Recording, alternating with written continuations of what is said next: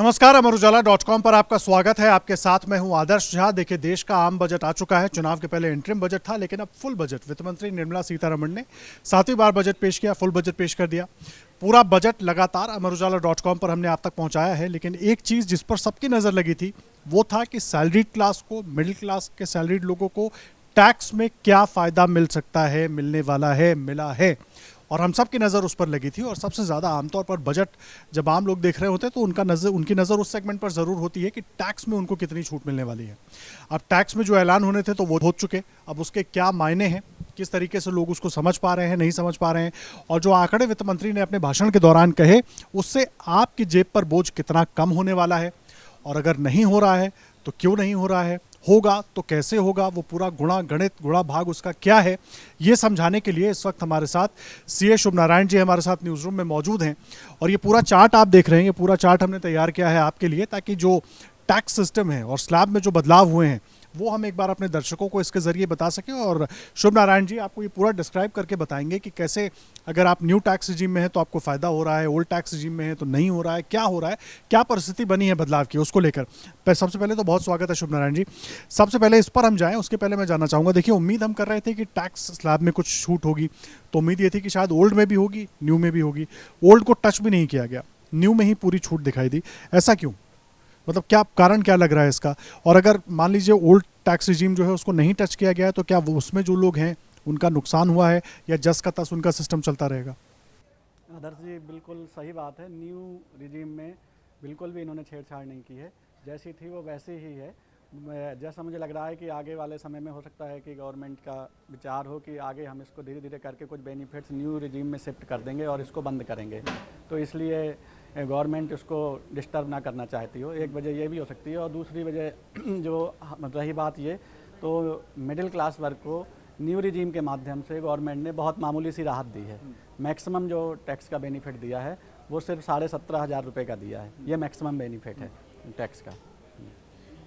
अब मुझे एक बात बताइए, अगर मैं न्यू रिजीम में हूँ या मैं ओल्ड रिजीम में हूँ, और अभी जो न्यू रिजीम में छूट दी गई है, और मान लीजिए ओल्ड रिजीम में अगर मैं कुछ होम लोन के ज़रिए बचाता हूँ, कुछ अपनी सेविंग्स के ज़रिए बचाता हूँ, तो ये सुविधा न्यू रिजीम में तो मेरे पास नहीं होने वाली है।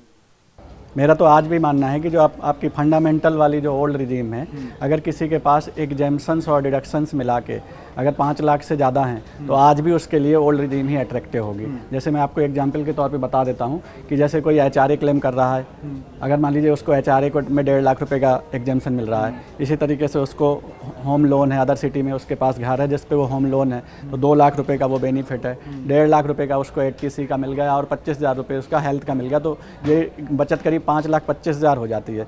ऐसी सिचुएशन पे अगर उसकी जो सैलरी है वो 15 लाख से ज़्यादा होगी तो भी वो ओल्ड की तरफ ही अट्रैक्ट हो जाएगा। अब चलिए एक बार थोड़ा सा जो घोषणा हुई है उस पर हम आ जाते हैं, क्योंकि देखिए बदलाव किया गया न्यू रिजीम में। तो न्यू रिजीम में एक तो जो बदलाव हुआ है उसको किस तरीके से हम समझेंगे, न्यू रिजीम में ही जो पहले के स्लैब थे उसमें जो अभी का बदलाव हुआ है उससे कितना फ़र्क पड़ जाएगा अलग अलग सैलरी वर्ग के लोगों को, एक बार थोड़ा सा वो हमारे दर्शकों के लिए बताइए। बिल्कुल आदर्श जी, मैं आपको ये ब्रीफ कर देता हूँ कि जो अगर हम पिछले बजट की न्यू रिजीम और इस बजट की न्यू रिजीम को अगर आपस में कंपेयर करें तो हमें जो बदलाव है वो साफ दिख जाएगा। यहाँ तक हम सेम है, 0 से 3 तक यहाँ भी नील थे और यहाँ पे भी नील है, यहाँ पे कोई बदलाव नहीं है। स्लैब में जो बदलाव हुआ है वो सिर्फ 2 जगह हुआ है। एक बदलाव हुआ है कि पुराने सिस्टम में हम 3 से 6 तक 5% पे थे, अब यहाँ पे 3 से 7 तक 5% पे चले गए। 1 लाख रुपए की स्लैब एडिशनल हमें मिल गया है, ठीक है, ये एक हमारे को बचत हुई है। फिर हम अगले स्टेप पे जाते हैं, यहाँ पे हम 6 से 9 पे 10% पे थे, अब यहाँ भी हम, क्योंकि ये 7 से शुरू हुआ है तो यहाँ हम 10 पे चले गए हैं, यहाँ भी 1 लाख रुपए का स्लैब का हमें एडिशनल वो मिला है। यहाँ तक हमारा पास जो है वो चेंजेज हैं, 10 से 12 पे यहाँ पे 15% है, यहाँ पे 9 से 12 पे 15% है, ठीक है। तो ये स्लैब आपका मोर और लेस सेम ही चल रहा है। इसके बाद 12 से 15 पे यहाँ पे 20% थे और यहाँ भी 20% हैं, ठीक है। 15 से ऊपर दोनों नॉर्मलाइज हो जाते हैं, 30% है, तो ये स्टैंडर्ड डिडक्शन यहाँ पर बढ़ गया है। स्टैंडर्ड डिडक्शन का जो बेनिफिट है वो सैलरीड क्लास के लिए जो स्टैंडर्ड डिडक्शन है 25,000 का एडिशनल स्टैंडर्ड डिडक्शन मिल गया है। जो पहले उनको 50,000 मिलता था, अब उनको 75,000 मिलेगा, यानी जो एडिशनल बेनिफिट है स्टैंडर्ड डिडक्शन के रूप में वो 25,000 है। तो मुझे एक चीज़ समझाइए, मैं समझना चाह रहा हूँ। मान लीजिए 3 लाख तक नील है और उसमें स्टैंडर्ड डिडक्शन अगर 75,000 रुपये है, तो ये 3,75,000 रुपये में मान के चलूँ या कैसे?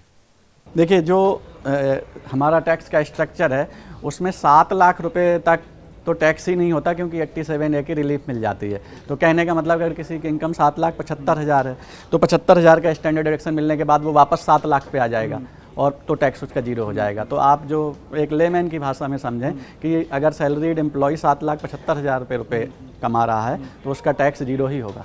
तो अगर न्यू और ओल्ड, ये जो न्यू रिजीम है उसके जो न्यू और ओल्ड पार्ट है, मतलब पिछले साल का जो स्लैब था और इस साल के स्लैब में अंतर हम देखें टैक्स के हिसाब से, तो इस वाले में कितना टैक्स देना होगा, इस वाले में कितना टैक्स देना होगा? अंतर अगर हम टैक्स के स्लैब में देखें तो हम एक एग्जाम्पल के लिए हम 8 लाख से स्टार्ट कर देते हैं कि अगर पहले कोई पर्सन थे वो 8 लाख रुपए की इनकम अर्न कर रहे थे तो उनका टैक्स कितना बनता था।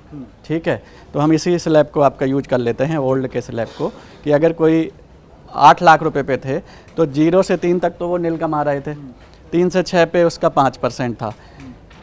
जो 8 लाख रुपए का सैलरी वाला है सबसे पहले वो टैक्स कितने पे देगा, ये इंपॉर्टेंट है। 8 लाख वाला जो सैलरी वाला जो टैक्स देगा वो 7.5 लाख रुपए पे देगा, क्योंकि 50,000 रुपये उसको स्टैंडर्ड डिडक्शन मिल जाएगा।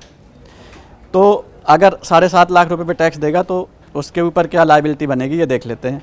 0 से 3 तक तो नील हो गई, 3 से 6 पे उसको 15,000 रुपये यहाँ पे देने पड़ेंगे, और फिर 7.5 है अगर वो, तो 1.5 लाख पे यहाँ पे 15,000 और, तो उसको 30,000 रुपये उसको देने पड़ जाएंगे अगर वो 8 लाख रुपए पे है। यहाँ पे कितना है ये 10% है ना, 6 से 9, तो यहाँ पे उसको 15,000 रुपये देने पड़ेंगे, और यहाँ पे फिर जो नेक्स्ट उसका आएगा 1.5 लाख रुपये, उस पर 15,000 रुपये उसको देने पड़ेंगे। ऐसे करके उसको 30,000 रुपये देने पड़ेंगे। ठीक है, 8 लाख रुपए पे ये हमारी वो हो गई। अब यहाँ पे अगर हम बात करते हैं तो उसको कितने रुपए देने पड़ेंगे, यहाँ पे अगर हम बात करें तो यहाँ पे वो 3 लाख रुपए तक तो नील ही रहेगा, और 3 से 7 पे वो 20,000 रुपये देगा। ठीक है, और फिर जो अगले 7 से 10 पे वो फिर 30,000 रुपये देगा। अगले 7 से 10 पे जो वो 30,000 रुपये देगा, तो अब वो सिर्फ 25,000 रुपये पे देगा, क्योंकि 75,000 को उसको स्टैंडर्ड डिडक्शन मिल जाएगा। ठीक है, तो यहाँ पे वो देगा कितने, 2,500 रुपये, 2,500 रुपये यहाँ पे देगा। तो 20,000 रुपये यहाँ पे दिए और 2,500 यहाँ पे, तो उसने टोटल टैक्स दिया यहाँ पे 22,500, और यहाँ पे उसने टोटल टैक्स कितना दिया, 30,000। यहाँ पे उसको छूट मिल गई 25,000 रुपये बढ़ने के बाद। हाँ, वहाँ पे 25,000 स्टैंडर्ड डिडक्शन की उसको छूट मिल गई, तो उसको ये बेनिफिट हो गया कि उसको देने पड़े सिर्फ 22,500, तो 7,500 रुपये का यहाँ पे उसको टैक्स का बेनिफिट हो रहा है, अगर 8 लाख रुपए के स्टैंडर्ड डिडक्शन की हम बात 10 करें। लाख और 15 लाख एक एवरेज हम लेकर चलें। अगर हम 10 लाख की बात करते हैं यहाँ पे, एक मिनट के लिए रोकिए। हाँ, 10 लाख और 15 लाख की जब हम बात करके चलते हैं इसमें, एक मोटा मोटा आप आइडिया बता सकते हैं 10 लाख 15 लाख के हिसाब से अगर हाँ 10 लाख से अगर हम बात करते हैं, तो अगर हम इसी चार्ट को समझें कि 10 लाख पे उसका क्या होगा, तो पुराने वाले में हम चलते हैं कि 10 लाख पे वो कितना टैक्स दे रहा था। पुराने वाले पे टैक्स देते हैं तो हम 6 से 9 पे उसको 15 और 30, 9 लाख रुपए तक 45,000 रुपये वो टैक्स दे रहा था, और अगले 1 लाख पे वो 15,000 रुपये देगा, तो 60,000 रुपये का वो टैक्स दे रहा था, 60,000 रुपये का वो टैक्स दे रहा था। अब हम इधर आते हैं। ठीक है, अब वो 10 लाख रुपए वाले जो हैं वो टैक्स कितने रुपए पे देंगे, तो 0 से 3 तक तो नील पे देंगे, 3 से 7 तक वो 20,000 रुपये देंगे, और 7 से 10 तक 30,000 रुपये है। ठीक है, लेकिन उसको 25,000 का स्टैंडर्ड डिडक्शन भी मिल गया, 25,000 का उसको स्टैंडर्ड डिडक्शन भी मिल गया। तो अब वो 7 लाख के बाद जो रिमेनिंग 2,75,000 रुपये है उस पर 10,000 रुपये देगा, तो 20,000 और प्लस ये रिमेनिंग आपका हो गया 10 लाख पे, तो 2,75,000, 27,500 और प्लस 20,000 ये, तो 47,500 का टैक्स देगा। तो अगर हम इसको करते हैं कि वो न्यू जो आया है अभी बजट, उसमें 47,500 देगा, इसके अकॉर्डिंग वो 60,000 रुपये दे रहा था, तो अब उसको जो नेट बचत हुई वो 12,500 की हुई, 12,000 उसको 500 रुपये यहाँ पे बच गए। ऐसे ही 15 लाख में जो आपने यहाँ पे कैलकुलेट किया 1.5 लाख रुपए है, और 13,000 1 लाख 35,000 रुपये उसको देने हैं तो 15,000 रुपये यहाँ पर बच गए। ये तो न्यू टैक्स रिजीम में जो लोग हैं। लेकिन अब इसके हिसाब से अगर मैं बात करूँ सर, अब इसके हिसाब से सबसे इम्पोर्टेंट ये हो जाता है कि इसमें सेविंग्स के लिए, अपने आप को स्ट्रांग रखने के लिए, अपने फ्यूचर को सोचने के लिए उस तरह का स्कोप दिखता नहीं है। ये एक सीधा सीधा फंडा ये है कि आपने सैलरी ली और आपका टैक्स उसमें से ऑटोमेटिकली डिडक्ट हो गया, आप न्यू टैक्स रिजीम में हैं। आपको ये जो बेनिफिट्स यहाँ पर मिल गए 7500, 12,500, 15,000, वो आपके लिए ठीक है। लेकिन ओल्ड टैक्स रिजीम की अगर हम बात करते हैं, उसमें आप कम से कम, आपके पास एक ऑप्शन था कि भाई टैक्स बचाना है तो हम इन्वेस्ट करते हैं। कल को वही आपकी इन्वेस्टमेंट काम आती थी, वो चाहे हेल्थ प्लान्स के रूप में हो, चाहे टर्म इंश्योरेंस प्लान के रूप में, जो तमाम तरह के जो भी आप इन्वेस्टमेंट करते थे। होम लोन लिया है तो उस पर छूट मिलती थी। इसमें ऐसी कोई भी छूट आपको नहीं मिल रही है। तो उस लिहाज से अगर देखें तो यहाँ तो बड़ा नुकसान हो रहा है ना, जो भी लोग न्यू सैलरी स्ट्रक्चर में जा रहे हैं। हाँ, यहाँ पे जो न्यू स्ट्रक्चर पे जा रहे हैं उनको जो है ना, अगर उसके हिसाब से हम इसको ओल्ड रिजीम में कैलकुलेट करें और कुछ चीज़ें डायरेक्शन इसमें जोड़ें तो ये टैक्स तो और बहुत कम हो जाएगा। इसमें जो है सबसे मेन चीज़ है ना कि अगर हम ओल्ड रिजीम से कंपेयर करें, ओल्ड रिजीम में वैसे ही बता देता हूँ। अगर आप ओल्ड रिजीम से कंपेयर करें, हम यहीं पे अगर आपके हैं यहाँ पे 15 लाख वाले को, 15 लाख वाले में अभी जो है आपका यहाँ पे आपका क्योंकि ये बड़ा महत्वपूर्ण हो जाता है ना समझना, क्योंकि आप एक इन्वेस्टमेंट नहीं कर पा रहे हैं, टैक्स भी आप दे रहे हैं और ओल्ड रिजीम के हिसाब से आप इस पे मुझे लगता है कि थोड़ा ज़्यादा ही टैक्स दे रहे हैं। हाँ, ओल्ड रिजीम के हिसाब से हम टैक्स का कैलकुलेट इसमें करते हैं। इसमें जो है कि मान लीजिए किसी की सैलरी इनकम 15 लाख है, ठीक है, और वो फंडामेंटल ओल्ड रिजीम पे है आज, तो अब हम ये देखते हैं कि उसके पास एग्जेम्पशंस और डिडक्शंस कितने हैं। एग्जेम्पशंस और डिडक्शन उसके पास कितने हैं। मान लीजिए उसके पास जो एग्जेम्पशंस हैं वो 5 एग्जेम्पशन और डिडक्शन मिला के 5 लाख से ज़्यादा हैं, तो वो अभी भी ओल्ड की तरफ प्रेफर हो जाएगा। ठीक है, ओल्ड की तरफ वो ऐसे प्रेफर हो जाएगा क्योंकि वो वापस जो है 5 लाख से एग्जेम्पशन डिडक्शन लेके 10 लाख पे आ जाएगा, और 10 लाख पे उसे टैक्स कितना देना पड़ेगा, उसका उस समय जो स्लैब है वो 2.5 से 5 है, उस पर 5% है, 5% है, तो 12,500 रुपये वहाँ देगा, और फिर 5 से 10 पे 20% के स्लैब में है। ठीक है, तो 5 से 10 पे वो 20% के स्लैब में जब है तो वहाँ पे वो देगा, ठीक है, 20%, तो 5 लाख पे 20% कितना हो गया उसका, 1,12,500 रुपये देगा। ठीक, और यहाँ पे वो आपका जो टैक्स देगा अगर 15 लाख पे है, ठीक, तो यहाँ पे उसे सिर्फ एक ही डिडक्शन मिलेगा 75,000 का, तो 14,025, तो 14,25,000 पे टैक्स देगा, और 14,25,000 पे जो टैक्स बनेगा तो वो 1,12,500 से ज़्यादा ही बनेगा।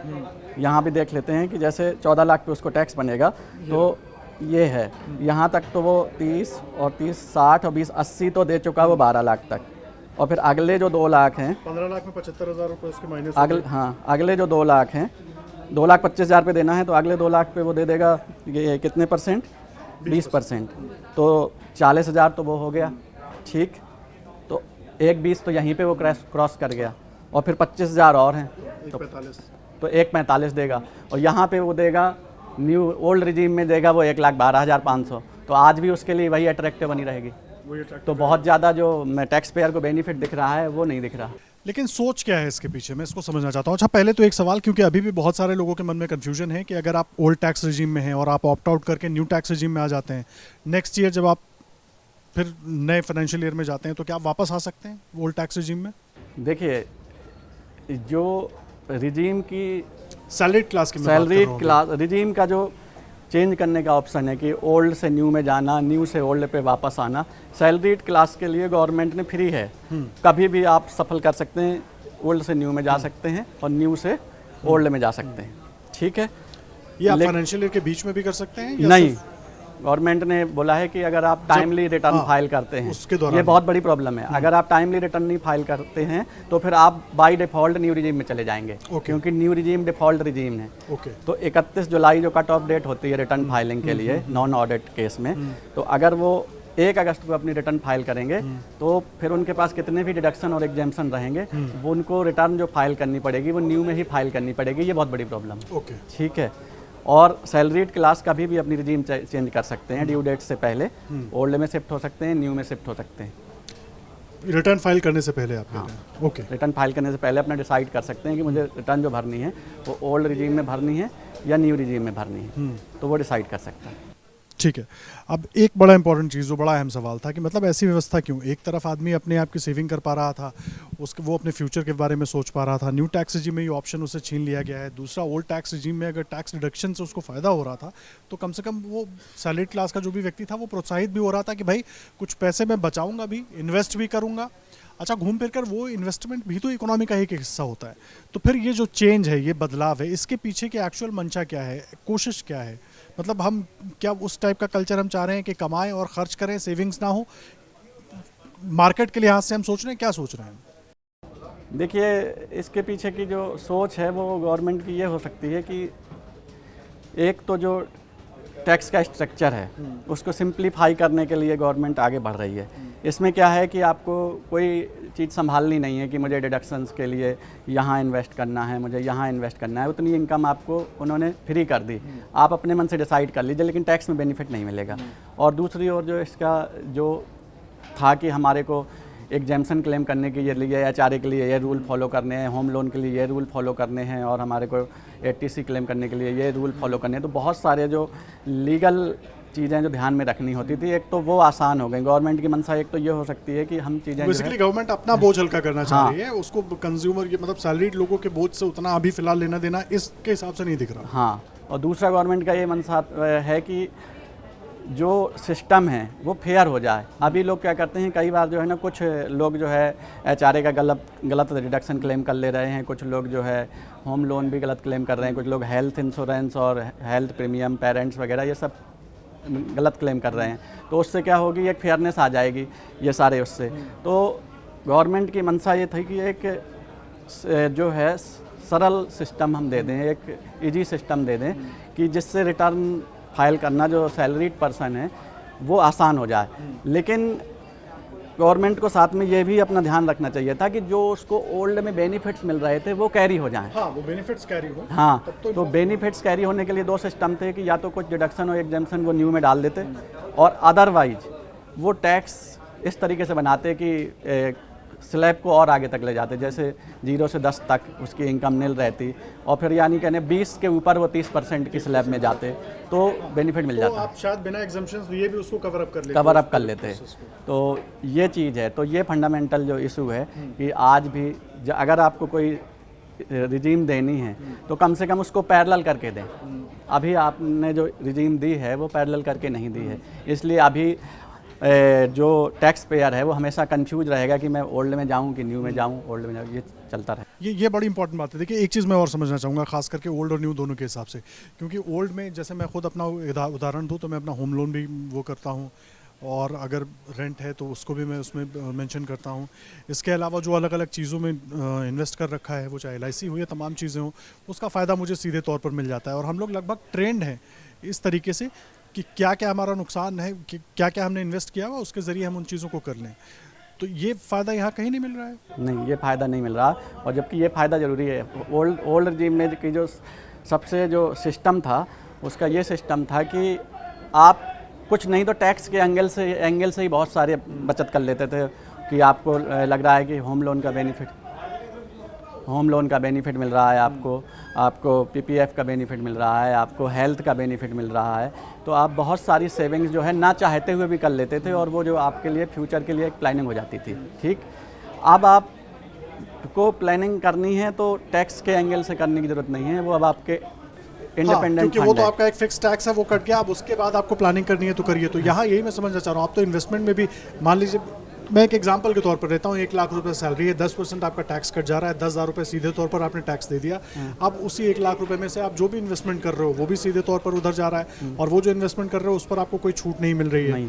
ठीक, तो मतलब आपकी सैलरी में से एक बड़ा हिस्सा तो टैक्स में भी चला गया, दूसरा बड़ा हिस्सा इन्वेस्टमेंट में चला गया। ठीक है, इन्वेस्टमेंट फ्यूचर में आपके काम आएगी, लेकिन उसके सहारे जो आपको छूट मिलती थी वो बंद हो गई। ये 10,000 रुपये में हो सकता है 2,000, 3,000, 4,000 आपके बच सकते थे। बिल्कुल, ये छूट आपकी डायरेक्टली बंद हो गई, क्योंकि पहले आप क्या था, उस बचत के माध्यम से भी टैक्स में छूट पाते थे।